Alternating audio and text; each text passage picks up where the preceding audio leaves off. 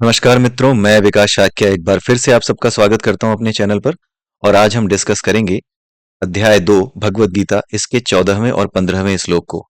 जैसा कि आपको पता है कि हमारे चैनल पर भगवत गीता का एक वैज्ञानिक विश्लेषण प्रस्तुत किया जाता है, तो इन वीडियोस को बड़े ध्यान से देखिए और जितना अधिक से अधिक आप इन्हें शेयर कर सकते हैं उसे शेयर करने की कृपा करें।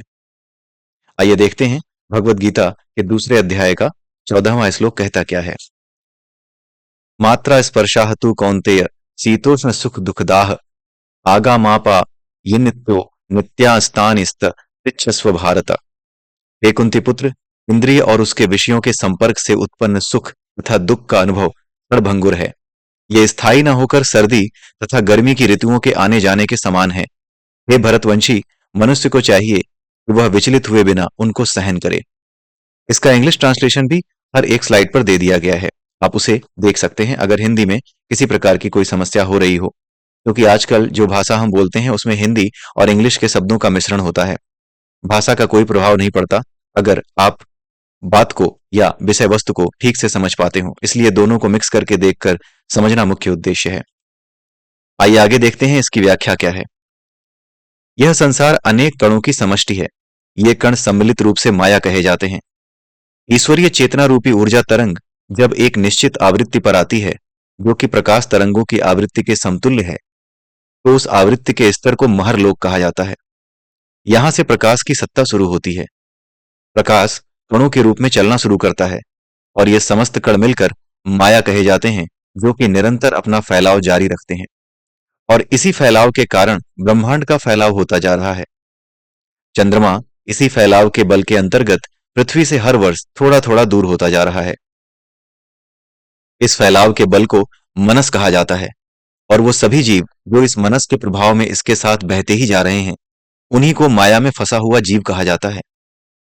जो लोग इस मनस में फंसे हैं, वे इंद्रियों की तृप्ति के साधन के रूप में इस संसार को ही देख पाते हैं, क्योंकि वो बहे ही जा रहे हैं। इंद्रियों के अनुरूप फल आने पर सुख होता है और विपरीत आने पर दुख। ये सुख और दुख के भाव भी कुछ और नहीं बल्कि कणों का ही आवेशित रूप है। ये भाव जैसे ही हमारे मन में पैदा होते हैं, वैसे ही शरीर के भीतर भावों से पैदा होने वाले कणों की गति एक अलग विद्युत क्षेत्र का निर्माण करती है। इस अनचाहे विद्युत क्षेत्र को हमारे तंत्रिका तंत्र का विद्युत नेटवर्क समय के साथ उदासीन कर देता है। इस प्रकार भावों से पैदा होने वाले सुख दुख समय के साथ समाप्त होते रहते हैं। इसे ठीक ऐसे समझा जा सकता है कि जैसे हमारे शरीर में अनचाहे विषाणुओं के आक्रमण के बाद हमारा प्रतिरक्षा तंत्र उन पर हमला कर देता है और साथ ही एंटीबॉडीज भी बना लेता है, ठीक वैसे ही हमारा तंत्रिका तंत्र अर्थात कणों की विद्युत गति ये काम करता है और अनचाहे भावों को नष्ट करके, चाहे वे सुख हो या दुख, उनका असर उदासीन कर देता है। इसलिए पहले दिन जिस खिलौने से बच्चा उत्सुकता के साथ खेलता है, कुछ ही दिन बाद वह बच्चा उस खिलौने को साधारण रूप में ही देखता है और यहां तक कि उससे ऊब भी जाता है। इसका अर्थ यही है कि प्रकृति स्वयं हमें संदेश देती है कि इन सुख और दुख के भावों में उलझना अप्राकृतिक है और ये सुख दुख के भाव एक प्रकार से विजातीय तत्व ही है, यानी फॉरेन एलिमेंट्स। इनकी तुलना विषाणुओं से या जीवाणुओं से की जा रही है। और जिस प्रकार विजातीय तत्व शरीर में बीमारी पैदा करते हैं, वैसे ही सुख दुख के भाव इस रूप के विजातीय तत्व मानसिक रूप से हमें बीमार करते हैं। और जब जब हमारा मन बीमार होता है, तो बुद्धि भी बीमारी की तरफ चली जाती है, अर्थात हमारी बुद्धि भी काम करना बंद कर देती है। मन और बुद्धि का आपसी संबंध हम सभी बड़े आसानी से अनुभव कर सकते हैं। इसलिए भगवान कृष्ण कह रहे हैं कि हे अर्जुन, इन भावों को मौसम की तरह ही समझो, जो आए हैं तो जाएंगे भी और इनका आना जाना लगा ही रहेगा। इनको सहने का अभ्यास करो ताकि एक दिन इन भावों का पैदा होना भी तुम में बंद हो जाए। यही स्थिति आनंद कही जाती है।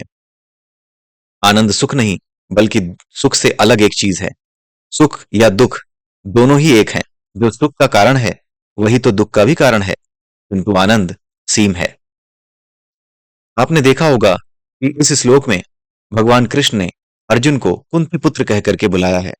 कुंती पुत्र का अर्थ है कुंती का पुत्र, माता कुंती का पुत्र, अर्थात एक क्षत्रिय। माता कुंती एक क्षत्रिय है और अर्जुन भी क्षत्रिय है, तो यहां पर कुंती पुत्र कहकर बुलाने का एक उद्देश्य है। पूरी की पूरी भागवत गीता में जगह जगह पर अर्जुन को अलग अलग नामों से भगवान कृष्ण ने संबोधित किया है। उसका एक अर्थ है, उन्होंने अकारण ही ऐसा नहीं किया है। उन्होंने केवल और केवल प्यार से, प्रेम से उसके अलग अलग नाम नहीं लिए हैं। उन नामों के माध्यम से अर्जुन को यह समझाने का प्रयास किया है कि तुम्हें किस भूमिका में रह करके इस श्लोक को या इस बात को जो मैं समझा रहा हूं उसे समझना चाहिए। जैसे यहां पर जिन चीजों की बात हो रही है वह है माया, और वो हैं सुख दुख के भाव।